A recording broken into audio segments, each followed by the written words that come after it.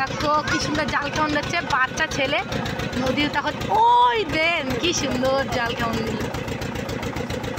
কুমিরের ভয় নেই রে বাবা। আর একজন দেখো এই যে মারছে, এই যে দেখো গাইস সুন্দরবন নদীর দৃশ্য কত সুন্দর না। ওই চলে আসছে, ওই এক্ষুনি জাল কেমন মারবে। ওই যে গাইস দেখো না কি সুন্দর। এখানে একটা বাচ্চা ছেলে মারলো আর এখানে বড় কয়েকজন মিলে। ও বাবা কত জলে লেগেছে দেখো। হ্যাঁ দুটো জাল টানা, তিনটে জাল টানা দিচ্ছে, তিনটে। আর নৌকা কি সুন্দর লাগছে দেখো। দেখো কড়া জাল টানতে দেখো, তিনটে জাল কিন্তু টানা দিচ্ছে, চারটে না যথেষ্ট। পুরো বুক সমান জল আছে।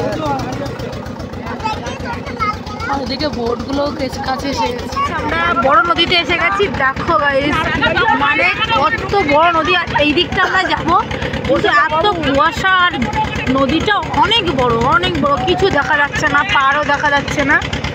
আর দেখো আমরা কত নদীর মধ্যখানে এসে গেছি, মানে মিডিলে আর কি বলতে পারো, প্রায় সমুদ্রের মতোই আর কি।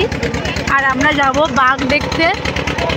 দেখো এই ভিউটা একদম অসাধারণ, পুরো কুয়াশা। বাংলাদেশ থেকে আসে, যেহেতু লাইসেন্স করাই থাকে এদের। আর বাংলাদেশ থেকে আমাদের এখান থেকে মাল রপ্তানি হয়, ওখানে যায়। সেই ট্রলারগুলো কিন্তু তোমাদের এখন দেখাচ্ছি। আর এই ট্রলারগুলো কিন্তু এখানে অনেক আছে, দেখতেই পাচ্ছ কত সুন্দর দেখতে লাগছে, অনেক বড় বড় কিন্তু। আর আমরা কিন্তু এই ট্রলার থেকে অনেক দূরে আছি। আর এখানে দেখো কত মৎস্যজীবী বোট যাচ্ছে, মানে সবাই মাছ ধরতে যায় এই বোট নিয়ে জঙ্গল পাড়ে। আর এটা কিন্তু আমরা ফাইনালি বাঘের জঙ্গলের কাছে এসেছি। আর সেই জঙ্গলের পাড়ে কিন্তু তোমাদের অবশ্যই নিয়ে যাব। আর ওই বোটটার পাশে যখন ওই ছোটো নৌকাটা গেছে না, দেখো কত ছোট্ট বলে মনে হচ্ছে। এই যে গাইস দেখতে পাচ্ছ যে বনটা তোমরা দেখছো, এটা কিন্তু একটা মানে সুন্দর জায়গা। কিন্তু এখানে কিন্তু এটা বাঘেরই জঙ্গল।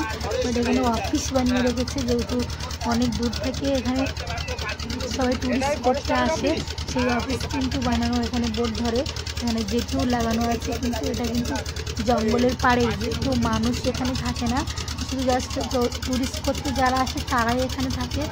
সেই জঙ্গলটা, এই জঙ্গলেই কিন্তু বাঘ থাকে। কিন্তু যেহেতু এখন মুখের ধারে দেখতে পাবে না। আর এখান থেকে কিন্তু প্রচুর শ্রম, দেখো রাস্তা চলে গেছে, এখান থেকে গাছ কেটে রাস্তা বানিয়েছে। এটা জঙ্গলের পাড়ে, আমাদের পাড় না। আরও তোমাদের দেখাচ্ছি যে এখানে আরও বনটা কীভাবে মানে ঘনালো বন।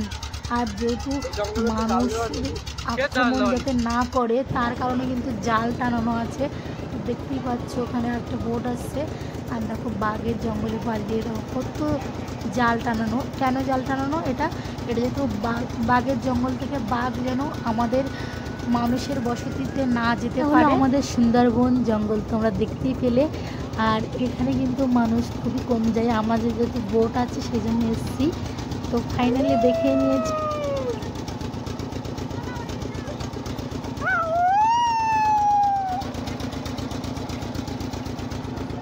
এটা কিন্তু আমার বাবাই ডাকছে, যেহেতু এরকমভাবে বাঁদর ডাকে সেই জন্য এরকম করেই ডাকছে।